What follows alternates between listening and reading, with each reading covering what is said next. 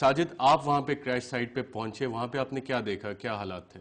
پہلے تو جب سے ہم وہاں پہنچے تو جیسے میں نے بتایا کہ وہ جگہ بالکل کلاؤڈی تھی. شروع میں جب ہم وہاں سائٹ پہ پہنچے تو ہمیں بھی ماؤنٹینس کی جو پیک تھی وہ نظر نہیں آ رہی تھی, لیکن آہستہ آہستہ جو ہے جیسے ہی وہاں سے کلاؤڈس ہٹے تو پہلے تو آرمی نے کچھ ایریا کارڈن کر لیے تھے وہاں سے, ان کو جرنلسٹ کو, میڈیا کو اور ریسکیو کے لوگوں کو بھی وہاں سے الاؤ نہیں کر رہے تھے جانے کا. پھر ہم نے سیکنڈ ٹریک اپنایا جو کہ فیصل ماسک کی بیک سائڈ سے رستہ جاتا ہے.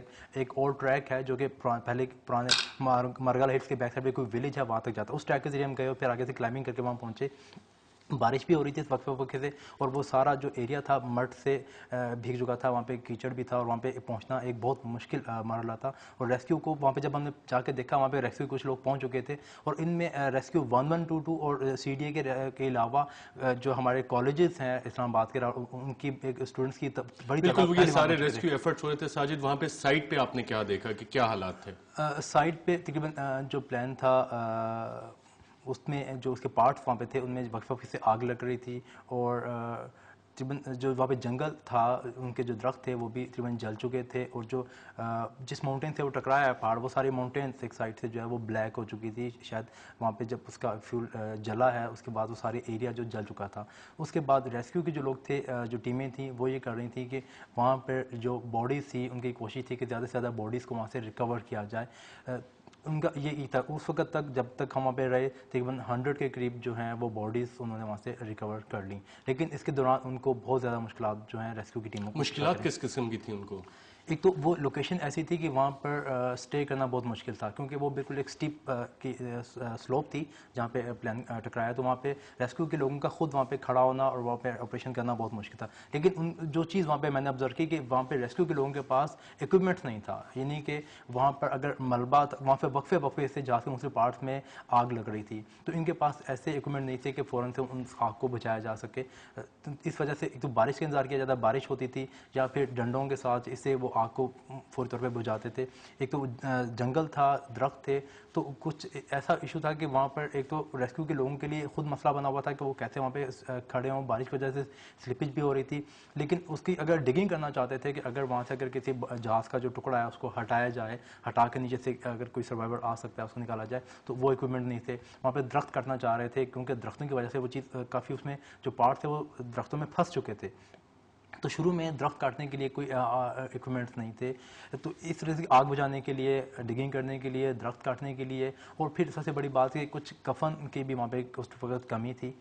بالکل اس پر ساجد ہم بات کرتے ہیں. ایک منٹ سجاد حیدر صاحب, آپ نے آج دیکھا ہوگا کہ پرائم منسٹر صاحب, وزیر دفاع, وزیر داخلہ, وزیر اطلاعات اور 3 صوبوں کے چیف منسٹرز وہ ایک ہیلی کاپٹر میں اس سائٹ کا جائزہ لیتے رہے.